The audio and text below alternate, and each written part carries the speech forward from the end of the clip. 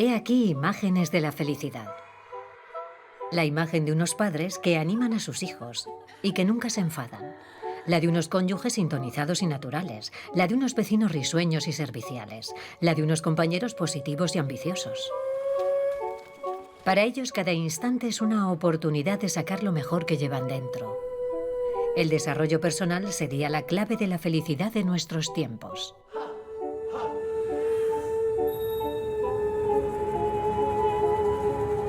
Esta imagen tiene historia. Ha ido impregnando nuestra cultura paso a paso. No hay coach que no la explote. Te enseñaré a reencontrarte. Y ahora se desglosa en eslóganes publicitarios, en técnicas educativas y de gestión. Recalca lo positivo. E incluso en programas políticos. Que este sea el año en el que lo positivo venza a lo negativo. Nos insta a buscar dentro de nosotros mismos los recursos para afrontar la vida y ser felices. Quizá el desarrollo personal es el rostro de una sociedad floreciente, cuyas preocupaciones giran en torno a la felicidad. ¿O es la máscara de un síndrome depresivo de una sociedad en la que el optimismo se ha convertido en una obligación?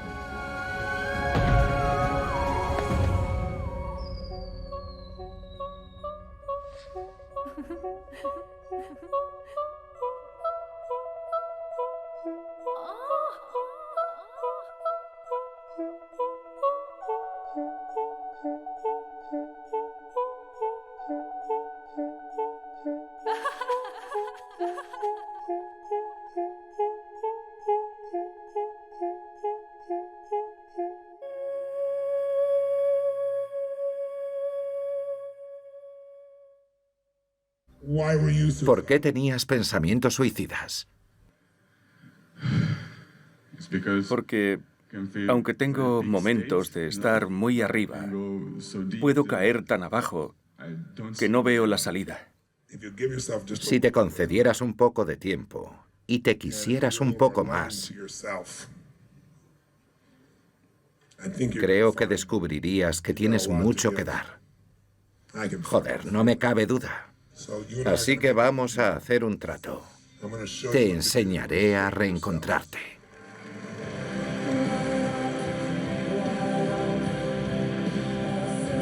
Anthony Robbins es el coach de vida más famoso del mundo.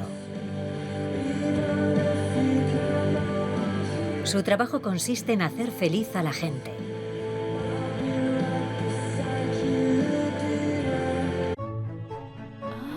Su historia es premonitoria. Es la historia de un adolescente a quien su madre, alcohólica y violenta, echó de casa y que se convirtió en multimillonario ayudando a los demás. En los años 90 llegó a vender 35 millones de ejemplares de sus grabaciones, que prometían la felicidad, el amor y el dinero. Desde entonces, sus grabaciones del poder personal han ayudado a cientos de miles de personas a potenciar su economía, a mejorar sus relaciones personales y a lograr un óptimo rendimiento físico. El poder sin límites, con Anthony Robbins. En una carrera de más de 45 años, Tony Robbins ha motivado a estrellas del show business, a políticos, a una princesa, a empresarios multimillonarios y a estrellas del deporte.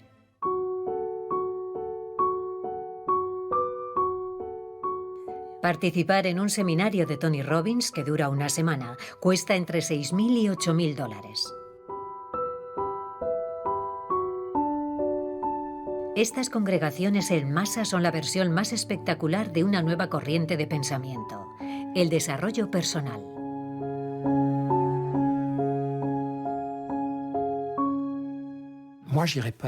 Yo no iría a escuchar a Tony Robbins porque es un show, una especie de manipulación colectiva. No me convence. El objetivo es aprender a gestionar la mente y el cuerpo como si se tratase de una carrera de Fórmula 1. El coche tiene que estar en perfecto estado para lograr el rendimiento óptimo. Entonces me paro a pensar tranquilamente y me digo, Un momento. No es cuestión de si te gusta o no, sino de cuál es la ayuda psicológica que se ofrece a las personas de la sala. ¿Esas personas se van a marchar con unas ideas que les ayudarán a ser más felices? ¿O bien se marcharán con unas ideas tontas que les complicarán la vida? Y en ese sentido funciona. Creo que supone casi una amenaza contra una visión más sensible y romántica de lo que es un ser humano. Vamos a hacer algo muy sencillo. Poned las manos en las caderas como Wonder Woman o Superman. Mantened la postura y respirad hondo. Potenciar el ego de sus seguidores utilizando consejos concretos. Así vuestra testosterona aumentará un 20%, hombres y mujeres. Es el método de Tony Robbins. Su rotundo éxito ha inspirado a una nueva generación de coaches que empieza repartiendo consejos por Internet. Quiero ayudar a la gente. Puedes estar siempre a tope. Sonríe más. Estás aquí para progresar y sentirte bien. Se calcula que en todo el mundo hay 70.000 coaches que conforman un mercado con un valor de 3.000 millones de euros al año. No pocos youtubers advenedizos se han subido al carro. Hola a todos. Y emprendedores internacionales que buscan destacar gracias a sus originales técnicas. Hola, soy Marie Kondo. Como la japonesa Marie Kondo, una experta que se ha hecho millonaria dando consejos sobre cómo el orden reporta felicidad. Os enseñaré todo lo necesario, desde las técnicas para doblar la ropa hasta descubrir qué os reporta felicidad. O en un estilo más tradicional, pero igualmente lucrativo, la legendaria Lise Bourbeau. Hola, soy Lise Bourbeau y soy la fundadora de la gran escuela Escucha tu cuerpo que creé en 1982. Lise Bourbeau ha vendido más de 6 millones de libros de bienestar en más de 30 países. Durante muchos años, cuando entrabas en una librería, veías que todos los éxitos de ventas trataban sobre temas políticos. Hoy, cada vez hay más libros que abordan cuestiones de la psicología y el bienestar. Es un reflejo de un cambio social que nos invita a plantearnos qué significa una vida sana. Lo que eso dice de nuestra sociedad es que sin duda somos muy afortunados. Es decir, que vivimos en unas sociedades, y me refiero a los occidentales, en las que por suerte reina la paz. Y cuando la supervivencia física y material no está en peligro, puedes empezar a interesarte por cuestiones de desarrollo personal. Hay coaching de todo tipo, de seducción, maquillaje, nutrición, negocios. Hace falta un coach en todas las disciplinas de la vida. Sería ingenuo pensar que esos libros nos pueden reportar la felicidad. La gente no los compra para ser felices, sino para sentirse menos solos.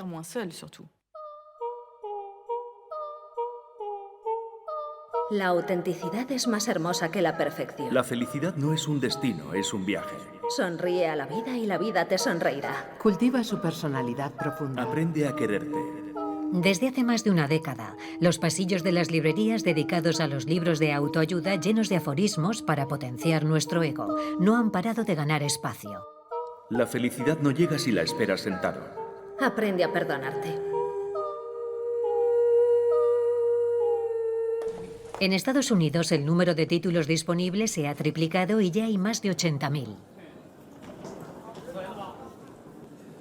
Cuando decidí quitarme la vida, fui a la cocina, cogí un cuchillo y me lo clavé en la muñeca. Su legitimidad a la hora de dar consejos para alcanzar la felicidad se fundamenta menos en la formación académica y más en experiencias personales. Emocionalmente iba a la deriva. Lloraba, sollozaba. Yo iba a los comedores sociales, no veía salida. Sentía que mi vida carecía de sentido. Temía que estaba a punto de caer una bomba nuclear en Los Ángeles. Es como si haber tocado fondo y haber logrado salir a la superficie significara que han comprendido cuál es la receta de la felicidad y su misión fuera compartirla. Y en ese mismo momento sentí una paz inexplicable. Necesitaba llegar tan bajo para ayudarme a ayudar a todo el mundo. Perder ese trabajo fue probablemente el mejor regalo de mi vida. Tengo una vida de ensueño. Es verdad que quizá falte Bradley Cooper, pero es cuestión de tiempo. Casi todos los gurús de la autoayuda cuentan la misma historia. Se han visto en una situación terrible Y a pesar de eso, han sido capaces de alcanzar su máximo potencial y de convertirse en el arquetipo de ser humano tremendamente feliz.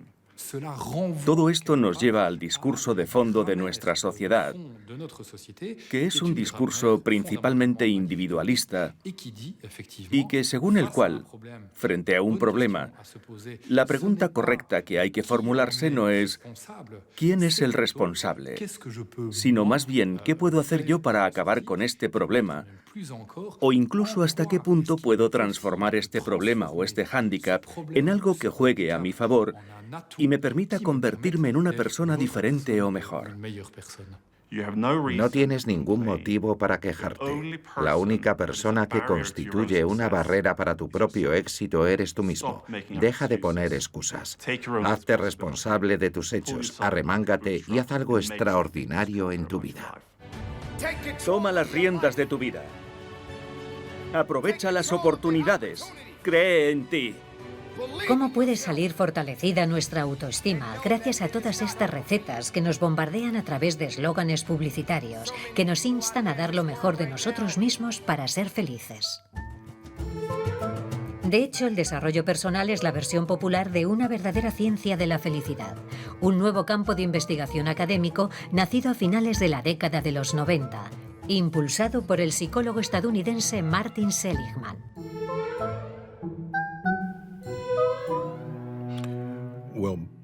Cuando yo tenía 11 años, mi hermana Beth estaba en la universidad y un día trajo a casa las lecciones introductorias de Freud. Las devoré inmediatamente. Llegué al fragmento en el que Freud nos habla sobre el sueño en el que se nos caen los dientes y sobre el significado, la culpabilidad de la masturbación. Pensé, es increíble, ¿cómo me puede conocer tan bien? En ese momento, decidí que quería dedicar mi vida a abordar grandes preguntas como esa.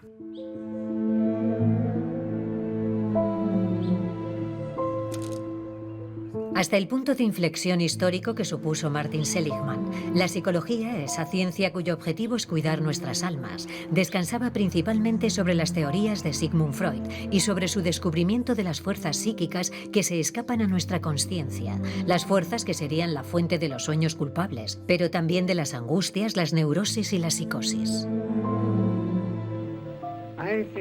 Descubrí algunos hechos importantes acerca del inconsciente. A partir de esos descubrimientos, floreció una nueva ciencia, el psicoanálisis. No obstante, un siglo después del descubrimiento del inconsciente, la psicología goza de poco prestigio. Doctor, ¿la mayoría de las personas que vienen a su consulta son personas infelices? La mayoría. ¿Tiene respuestas para esos pacientes? Dejamos que las encuentren ellos. Estos especialistas, los psiquiatras, psicoterapeutas, psicoanalistas, reciben críticas por su falta de resultados tangibles, como admite el realizador neoyorquino Woody Allen, usuario habitual de estas terapias. Yeah, just for 15 years. 15 years? Yeah, I'm going to give him one more year and then I'm going to Lourdes. 15? Nah, come on. Yeah, really? En este periodo tan poco floreciente para su disciplina, en 1998, Martin Seligman se pone al frente de la APA, la todopoderosa Asociación Estadounidense de Psicólogos. Aunque él había dedicado la mayor parte de su carrera a la depresión, llegando a convertirse en uno de los grandes expertos mundiales, Martin Seligman cambió de rumbo profesional y se inventó una nueva disciplina, la psicología positiva. Freud y Schopenhauer siempre han dicho que lo mejor que uno se puede esperar en la vida es no ser desgraciado. Y efectivamente, en tanto que psicólogo clínico, yo a veces era incapaz de aliviar la desgracia. ¿Mis pacientes eran felices? No, estaban vacíos. Antes del nacimiento de la psicología positiva, La psicología se centraba en los aspectos negativos, en la reducción del estrés y en las enfermedades mentales. Entonces Seligman y Csikszentmihalyi dijeron, ¿por qué no estudiamos también la cara positiva de la vida?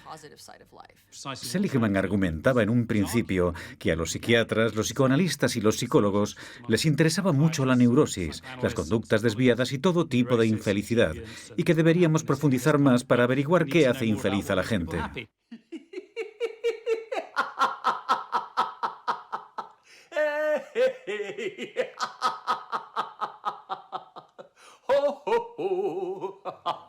La mayoría de los métodos que aspiran a desarrollar nuestra positividad, como el yoga de la risa, derivan de terapias conductuales, de ejercicios de condicionamiento práctico. Pero Martin Seligman quería trascender estos enfoques que consideraba demasiado mecánicos para las personas y comprender cómo la psique influye en nuestra actitud hacia la existencia.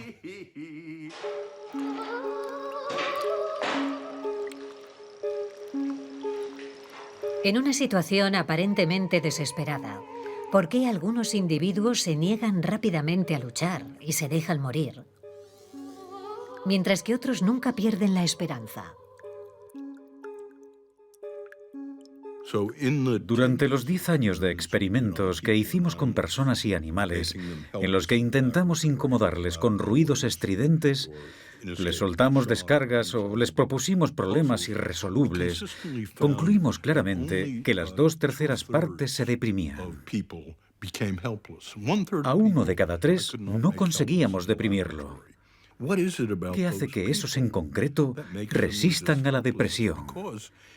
Si lográsemos descubrirlo, podríamos enseñárselo a los otros.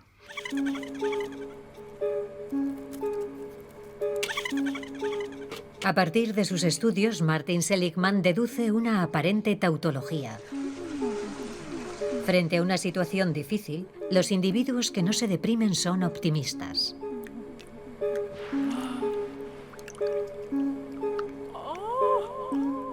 Deducirá también que entre los mamíferos, y especialmente entre los humanos, el optimismo es una cualidad que es posible aprender. El objetivo de la psicología positiva será inventar las herramientas que nos ayudarán a desarrollar este optimismo, sinónimo de la capacidad de actuar. Lo que tienen los humanos es que son capaces de aprender a controlarse, y los mamíferos, y en concreto los humanos, tenemos una estructura cognitiva que ofrece esperanza y que nos dice, algo podrás hacer. La lógica es muy sencilla. Hablar con los pacientes sobre las áreas que más les duelen, que es lo que hace, por ejemplo, el psicoanálisis, que se centra en las cuestiones más difíciles o en las rencillas familiares, solamente contribuirá a reforzar esas dificultades. Si quieres ayudarles, concéntrate en los aspectos positivos. En mi laboratorio llevamos a cabo experimentos que llamamos intervenciones de felicidad. Son una especie de ensayos clínicos, pero en lugar de probar una nueva vacuna, probamos una nueva estrategia para la felicidad. Por ejemplo, pedimos a la gente que durante una semana actúe de manera extrovertida, que hable más, que sea más dinámica, más directa, y que la semana siguiente se comporte de manera más introvertida, que reflexione más antes de hablar. Descubrimos que la semana que habían sido extrovertidos, habían sido más felices, mientras que durante la semana que habían sido introvertidos habían sido menos felices. Y esto pasaba con los introvertidos y con los extrovertidos. Solo duró una semana, pero si hubiera durado más, quizá los introvertidos se habrían cansado y habrían querido parar. Smile Life, o Zen, Happy Fight, Mindshift, Aloe Buff. Cientos de aplicaciones que afirman estar basadas en la psicología positiva. Nos invitan a compartir nuestros momentos de felicidad, a anotar nuestro estado de ánimo para aprender a regularlo. Nos dan ideas de acciones gratificantes. Marcan alertas para saborear el momento presente. O nos envían valiosos mensajes. Algunas aplicaciones guardan nuestros datos fisiológicos, como por ejemplo el ritmo cardíaco, lo que permite la evaluación de nuestros estados emocionales, ofreciendo datos a los científicos de la felicidad. Más de 70 millones de personas se han descargado ya la aplicación más popular de todas, Headspace. Algunos días la meditación te parecerá pan comido, otros te vendrá grande. Bastantes pensadores contemporáneos han hecho comentarios muy pertinentes sobre la idea de la obligación de ser felices que perturba a algunas personas. Porque si no alcanzas la felicidad, será que has vuelto a fracasar en la vida. Hay una obligación de ser felices, y si no lo somos, el castigo es doble. Parecemos unos fracasados o unos inconformistas que estamos al margen de la tendencia hedonista actual. Si estás continuamente evaluándote, ¿soy feliz? ¿Hasta qué punto soy feliz? Es casi como pesarte cada 2 por 3 o comprobar la bolsa a todas horas. Y eso no es lo deseable. Vivimos en una sociedad que cree que para ser un buen ser humano tienes que estar sano y ser feliz. Y eso significa que vivimos en una sociedad que no solo favorece y privilegia a los que lo logran, sino que también demoniza a quien no lo consigue. El Dr. Amen es psiquiatra. Es autor de éxito y fundador de Amen Clinics, con 9 sedes en Estados Unidos. El Dr. Amen es el psicólogo estadounidense más mediático y más polémico. Su fama subraya el deseo de dar lo mejor de uno mismo en todas las situaciones, una orden legitimada por la ciencia y explotada comercialmente. El programa que presenta junto con su mujer, Tana Amen, prioriza la optimización de las capacidades emocionales y mentales. Todas las semanas os daremos consejos y herramientas para ayudaros a desarrollar un cerebro y una vida mejores. El cerebro no os limita, de hecho podéis mejorarlo y os lo demostraremos. Gracias a las imágenes del cerebro, los psicólogos han conseguido diagnosticar qué ha impedido que varios pacientes alcancen la felicidad.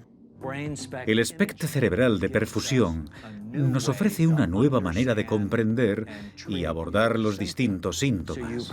El Dr. Amen ostenta el récord mundial del número de escáneres cerebrales realizados, más de 200.000.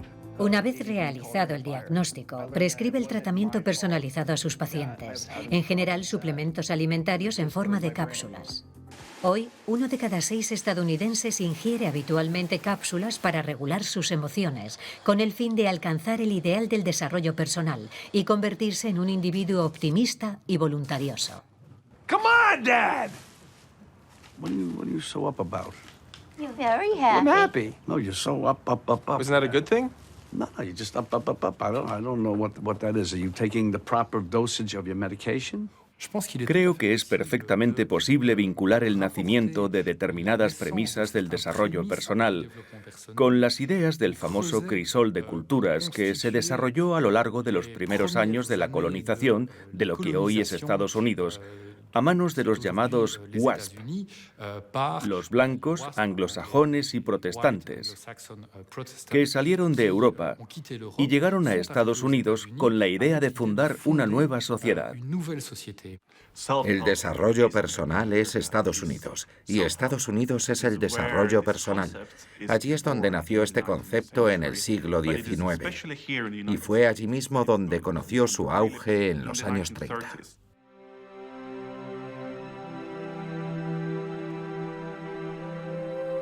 Estados Unidos. El Dorado. El lejano oeste. La fiebre del oro. Para los emigrantes protestantes que huyeron de Europa, el nuevo continente era la tierra en la que todo era posible. Estados Unidos ponía al alcance de la mano de aquellas personas un paraíso perdido. Sin embargo, las riquezas de aquel paraíso terrenal estaban por explotar a través del trabajo.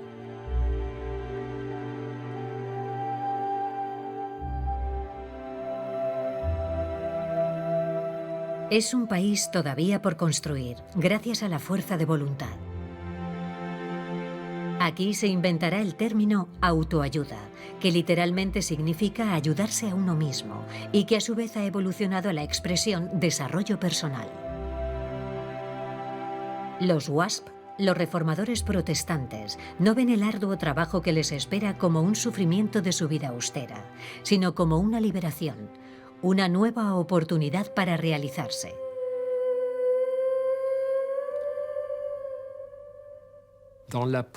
En la primera declaración de la independencia de Estados Unidos había 3 derechos fundamentales estipulados claramente. El derecho a la vida, es decir, que nadie tiene derecho a quitarte la vida. El derecho a la libertad, nadie tiene derecho a impedir que te muevas libremente. Y derecho no a la felicidad, sino a la búsqueda de la felicidad.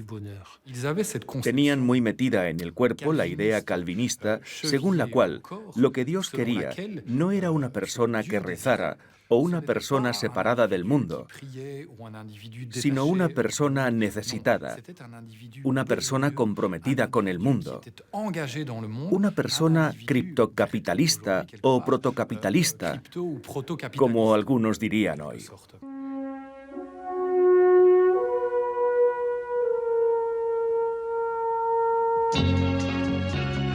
La Casa de la Pradera es un ejemplo icónico de aquellos pioneros que sonreían a su destino y que se labraron su propia felicidad. Nada es imposible para aquellos que se esfuerzan, como plasma esta adaptación audiovisual de una emblemática novela.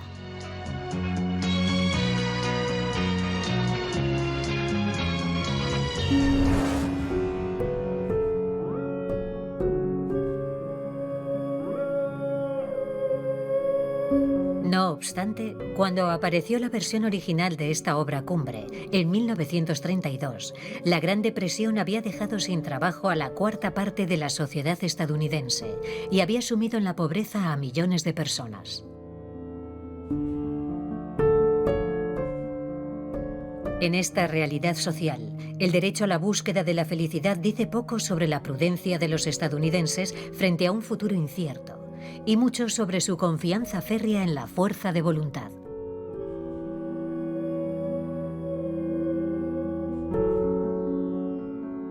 Es un llamamiento a que todo el mundo se haga responsable de su futuro, de sus éxitos y de sus fracasos. Glenn Elder llevó a cabo un estudio con sus estudiantes de Berkeley. Se trataba de un estudio de múltiples generaciones, que incluía a los abuelos, los padres y los hijos. Y los abuelos habían crecido en la Gran Depresión. Todos ellos habían perdido su dinero en aquella etapa. Pero algunos de los hijos y nietos habían salido de la pobreza y habían progresado. Creo que la variable más importante para salir de la pobreza había sido el optimismo de aquellos hijos y nietos. El primer gran libro de autoayuda es el libro de Norman Vincent Peale, El poder del pensamiento positivo. Fue publicado en 1953. Se convirtió en un gran éxito de ventas e influyó a todos los estadounidenses, especialmente a los más pobres, que al leerlo pensaron: podría dejar de ser pobre y ser la persona que quiero ser.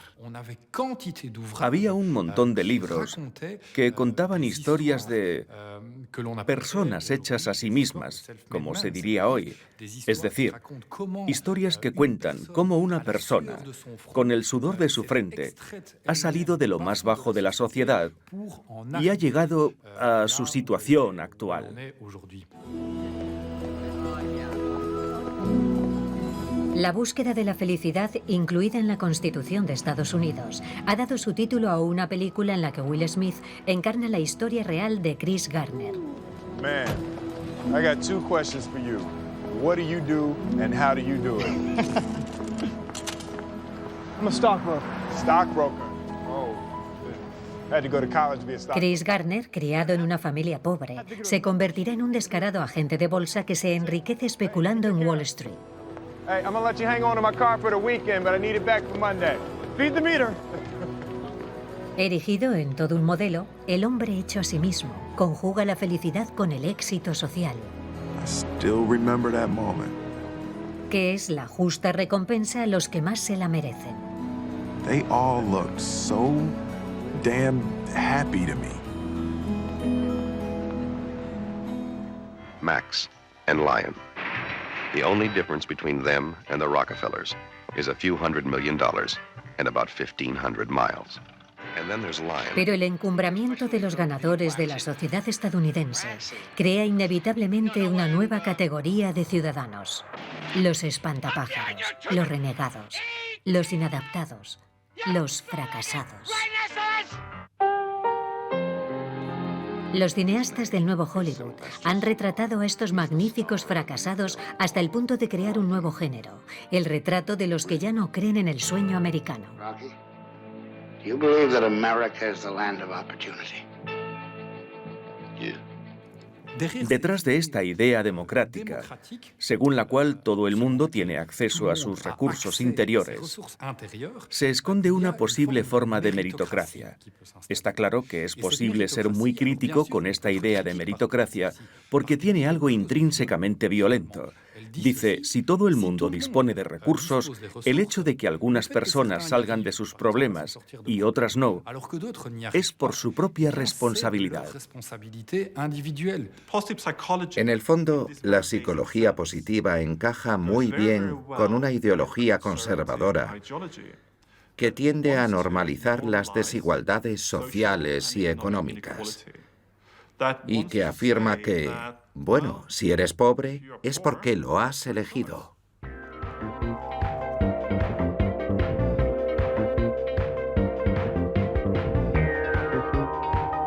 Asociada con el poder de actuar, la felicidad se une a la jerga del rendimiento. Y lo hace a imagen de Estados Unidos, cuyo poder económico y su irrefrenable expansión descansa sobre el potencial de sus ciudadanos. Es un mantra repetido desde lo más bajo a lo más alto de la escala social, una filosofía de vida. El liberalismo en su acepción estadounidense debería comprenderse así. El derecho de cada persona a perseguir la felicidad es una forma aceptada de competición de la que saldrán victoriosos los líderes naturales que harán avanzar la humanidad.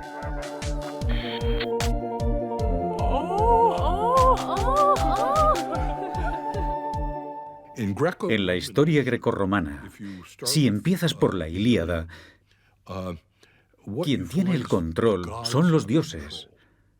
Aquiles no hace nada por sí mismo. El poder de actuar está del lado divino. Pero a partir de la Odisea, Ulises tiene mucho poder de reacción. Y luego en las tragedias de la antigüedad encontramos mucho poder de reacción. Y más adelante, los primeros filósofos cristianos romanos son optimistas, que creen en el poder de actuar de la persona. Incluso es posible llegar al paraíso y salvarte por tus propias acciones, y de hecho eso va de la mano del progreso. Cuando la historia descansa sobre el poder de reacción de los individuos, la humanidad progresa. Cuando la gente no cree en su poder de reacción, se estanca.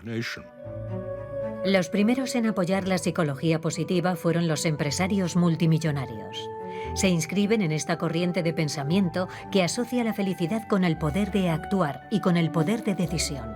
Algunos ejemplos fueron Chuck Finney, inventor de los duty free de los aeropuertos, y el ultraconservador John Templeton. He intentado siempre ayudar a que la gente se hiciera rica y lo he logrado en parte, pero no me pareció que fueran más felices. O Donald Clifton, que fue mucho tiempo profesor de psicología antes de hacer fortuna gracias a un método de coaching inspirado en los hallazgos de Martin Seligman. El método Clifton Strength Finder lo ha adoptado el 90% de las 500 empresas más importantes de Estados Unidos. Este método permite a cada persona elegir sus 5 principales fortalezas entre 34 posibles, como por ejemplo el sentido de la responsabilidad o el magnetismo, y fomenta la autoestima hasta el punto de la adoración. A mí lo que me ha cambiado la vida ha sido descubrir que por dentro soy increíble. Y ser como soy, en el fondo, ha hecho posible que alcance el éxito que siempre había buscado en mi vida. Obviamente, las recetas del desarrollo personal con origen en Estados Unidos se han exportado a través del mundo empresarial. La globalización de la economía liberal ha ido de la mano de la globalización de los métodos de gestión, que exaltan una competición desenfrenada y refuerzan la mentalidad de sus trabajadores. El interés de los directores por la psicología germinó en la década de 1930, tras un experimento llevado a cabo con los trabajadores de la Western Electric. En él se estudiaba la relación entre la luminosidad de las zonas de trabajo y la calidad del mismo. La premisa era que mejoraría el rendimiento si mejoraba la iluminación de las zonas de trabajo. El estudio no permitió averiguar cuál es la iluminación óptima, pero desveló un fenómeno sorprendente. El mero hecho de mostrar interés en el bienestar de los trabajadores llevó a un aumento en la productividad. La productividad ha aumentado en los centros donde se ha realizado el estudio. Se abre entonces una nueva era de la gestión, en la que el estado de ánimo de los empleados se convierte en un factor clave para la productividad empresarial. Se fomenta el espíritu de equipo tanto en su versión New Age de los años 70 como en su versión más viril, el team building de los años 90. Y más recientemente, la calidad del entorno en el trabajo, mediante la organización de actividades de ocio y fraternización. Sin olvidar la gratitud como técnica de refuerzo de los comportamientos deseables. ¿Has visto lo que has hecho? Es justo de lo que hablaba. Hazlo otra vez. Y la gente volverá a hacerlo hoy. 3 veces. Es importante preocuparte por la felicidad de tus empleados. Para empezar, por la cuestión moral. Que la gente sea feliz es bueno para el mundo y para la sociedad, pero también para los resultados empresariales. Porque un trabajador feliz es más productivo, es menos probable que se queme y que quiera dejar la empresa. Si aplicamos el prisma del capitalismo a la hora de reflexionar sobre la felicidad, podríamos decir que la felicidad es una forma de inversión y, llegado un momento, tienen que generarse unos beneficios, un retorno sobre la inversión. Si el CEO de una empresa quiere que sus trabajadores sean felices y su razón para ello es que mejore la productividad, perfecto, no veo el problema. Más felicidad es sinónimo de más productividad, que además redunda en todo el mundo. Hay una paradoja extraordinaria. Nunca se ha prestado tanta atención al bienestar de los trabajadores y nunca ha habido tanta infelicidad laboral. No hablamos de bajas laborales de días, sino de larga duración. Nuestra sociedad en general, y especialmente la manera de trabajar en el sector empresarial, invita a la gente a no mostrarse muy crítico, a no dar problemas. No se abordan otros problemas mucho más importantes como los sindicales. Es un hecho que el desarrollo personal tiende a ocupar el lugar de cuestiones sociales más importantes, como los horarios de trabajo, las vacaciones pagadas, etc.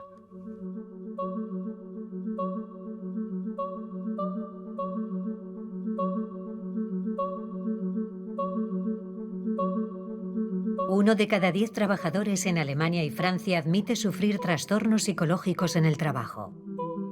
La cuarta parte de la población activa de Estados Unidos ya ha sufrido el síndrome del burnout o del trabajador quemado.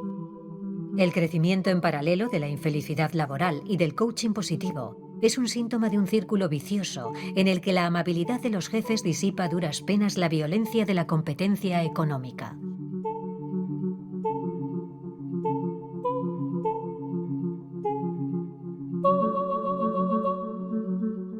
¿Significa esto que la búsqueda constante de la felicidad es un problema del primer mundo, que no ha de hacer frente en su territorio a hambrunas o guerras? ¿O es un espejismo de las sociedades que han perdido el rumbo y en las que el trabajo y el resto de actividades se rigen únicamente por la búsqueda de una optimización perpetua? Mucha gente estará de acuerdo en que la felicidad es una parte importante de la vida, quizá la más importante, pero tan importante es que deberíamos contar en nuestro gobierno con un ministro dedicado a nuestra salud mental. Eso es lo que pide Lord Ledger. Este economista... Gracias a este hombre, Richard Ledger, la felicidad ha trascendido las fronteras de la empresa y ha hecho su entrada en la política. Especialista mundial en el bienestar de la población, Richard Ledger también es fundador del CEP, el Centro para el Desempeño Económico. ¿Qué hacemos en el Centro para el Desempeño Económico? En el CEP, la búsqueda de la felicidad es el objetivo indiscutible de la economía. El profesor Lord Richard Ledger, fundador de CEP, preguntó: ¿cómo podemos conseguir que el mundo sea un lugar más feliz? Ledger es un personaje interesante. Lleva mucho tiempo, décadas, en lo más alto de su disciplina. Pero a lo largo de los años 90 tuvo una especie de momento de epifanía, una revelación, un cambio de actitud hacia su propia disciplina. Hace unos 30 años, la psicología de la felicidad despegó como un cohete.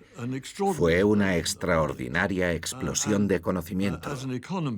Como soy economista, esperaba con impaciencia la llegada de ese momento. Y en cuanto llegó, me lancé a ese campo. En Inglaterra, Richard Ledger siempre aparecía en los eventos de psicología positiva. Un día coincidimos en Glasgow y me dijo: la ciencia adquiere peso cuando los datos son correctos y cuando hay voluntad política. Resulta que ahora la voluntad política está centrada en trabajar la cuestión de la felicidad y del bienestar. Pienso lanzar la psicología positiva en Inglaterra. Así es como conseguimos obtener una estadística nacional oficial. No hay muchas estadísticas así, solo el PIB y alguna otra. Pero incluir el bienestar de la población en las estadísticas nacionales ha sido un gran avance. David Cameron será el primero en comprender el interés de tomar prestadas ideas de la psicología positiva y de incluir el bienestar del individuo en el programa político de su partido. Cameron, antiguo asesor de Margaret Thatcher, encarna el ala izquierda del partido de los Tories, el Partido Conservador inglés. En 2010, mientras está en plena campaña electoral, la preocupación por la felicidad de los ciudadanos se convierte en el eje de la visión social del partido. Recién elegido, David Cameron anuncia la implantación de una serie de instrumentos para medir el bienestar en la población británica. El censo nacional incluía algunas preguntas insólitas hasta la fecha, como por ejemplo, ¿cómo de feliz te sentiste ayer en general? Hoy, el Gobierno pide a la Oficina Nacional de Estadística que diseñe una nueva manera de medir el bienestar en Gran Bretaña. Así pues, a partir de abril del año que viene, empezaremos a medir nuestro progreso como país, no solo por nuestro crecimiento económico, sino por cómo están mejorando nuestras vidas.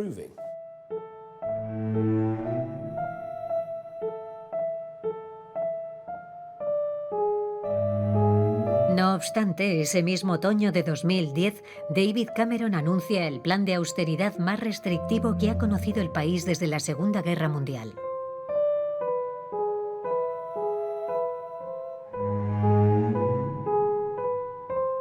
En paralelo, e inspirándose en la psicología positiva, el gobierno lanza un gran plan nacional destinado a mejorar la salud mental de los desempleados.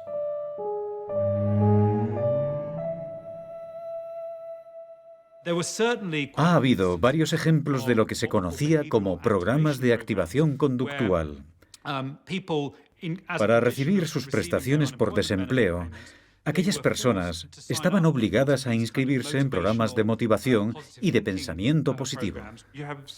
Hay muchos ejemplos, incluso en Suecia, de consultores y coaches que reciben grandes cantidades de dinero a cambio de formar a personas sin trabajo para que aprendan que estar en el paro no es un problema político ni un problema social, sino un problema que está en su cabeza. Hoy en día, se cree que para ayudar a una persona, lo que hace falta es desarrollar la capacidad de actuar de esa persona. Más que darle dinero, se trata de inscribirlo en talleres en los que se imparta coaching sobre cómo encontrar trabajo. De esta manera aprenderá a presentarse mejor, a hacer un buen currículum o a dejar de decir «estoy en el paro» y decir «estoy buscando nuevas oportunidades apasionantes». Les obligaban a decir en voz alta en una sala eslóganes de autoestima, como por ejemplo, los únicos límites a los que me enfrento son los que yo me pongo. Nadie se ha ahogado en su propio sudor. O, si no lo das todo, déjalo. Se ha vivido un momento oscuro allí donde se cruzan la política, el mercado laboral y la psicología positiva.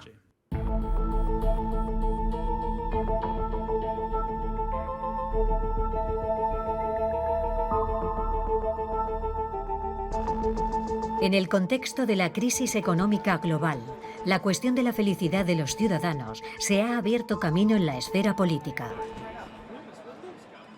Si el ocio no tiene un valor monetario, porque se compone principalmente de actividades no comercializables, como el deporte o la cultura, ponemos el criterio de la productividad por encima del criterio de la realización del ser humano, al contrario que los valores humanistas que tanto invocamos. El informe Stiglitz, promovido en 2008 por el entonces presidente Nicolas Sarkozy, subraya la voluntad de añadir a los principales objetivos económicos, como el PIB, las estadísticas que recogen la percepción de los ciudadanos sobre su propio bienestar. Cameron en Inglaterra, Sarkozy en Francia, Kevin Rudd en Australia. Todos ellos se han subido al barco de la psicología positiva y han dicho, hagamos algo más que centrarnos en el PIB de Francia, Inglaterra o Australia. Potenciemos la felicidad. Tras la crisis financiera, los partidos de derechas, en concreto en Francia y en el Reino Unido, buscaron la manera de posicionarse no como anticapitalistas, por supuesto, pero sí como partidos preocupados por la sociedad, lo que vendría siendo un conservadurismo compasivo, como diría George W. Bush. Era necesario señalar que había un cambio de dirección después de la crisis financiera, porque la mayoría de la gente reconocía que la crisis era consecuencia de la avaricia y de los salarios excesivos en lo alto de la pirámide, entre otras razones. Pero al final, creo que fue una cortina de humo, un barniz ideológico bastante práctico.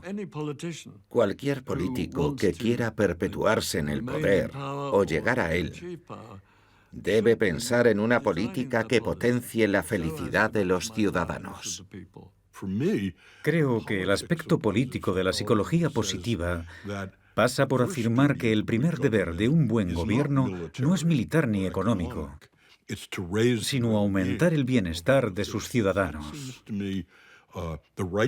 Creo que esa es la política idónea y la política que prevalecerá en tiempos de prosperidad.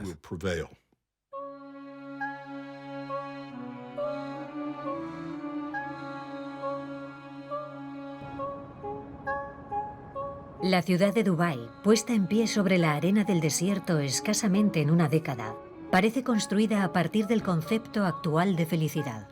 Pero esta ciudad también está abierta a la diversión, a la felicidad, a las locuras, incluso a la nieve. Como la Florencia del Renacimiento o el París de los felices años 20, en estas postales es posible leer la visión moderna de la aspiración humana, una imagen contemporánea de la felicidad.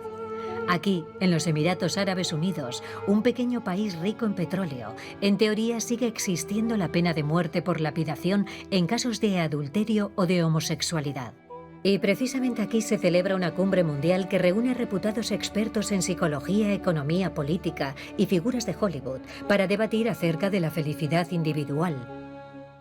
En los Emiratos Árabes Unidos creemos que el papel principal del gobierno, es decir, su verdadera finalidad, es alcanzar la felicidad. Espero que hoy nuestras conversaciones sirvan de punto de partida para contribuir con la felicidad de más de 7.000 millones de personas en todo el mundo. En 2018, Oud al-Rumi, la primera ministra de Felicidad en el mundo, anuncia la intención de los Emiratos Árabes Unidos de erigirse en el adalid de la felicidad.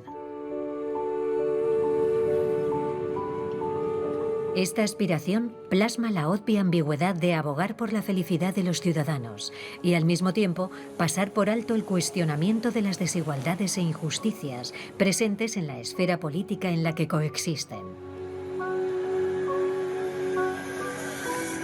Los defensores y los detractores de la felicidad subrayan el dilema actual. Por un lado, la necesidad de que las personas puedan afrontar los sinsabores de la vida cotidiana, y por el otro, la necesidad de replantearse la vida de la sociedad en su conjunto.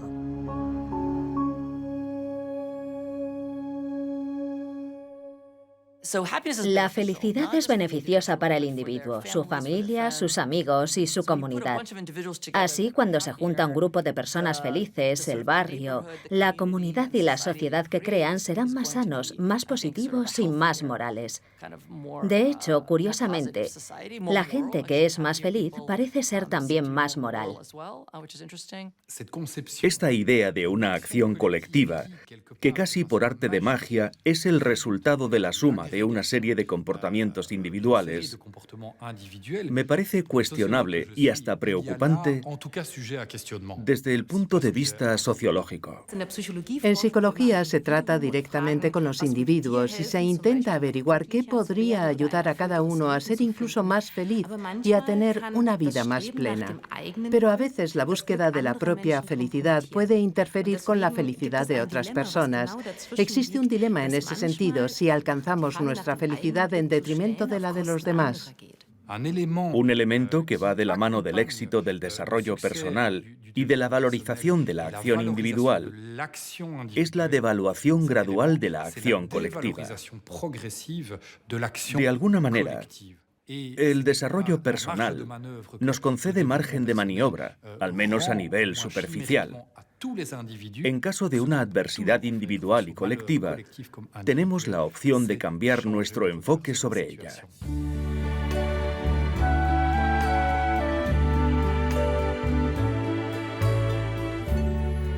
Look around and see what's there. Smell the flowers, feel the air. If life appears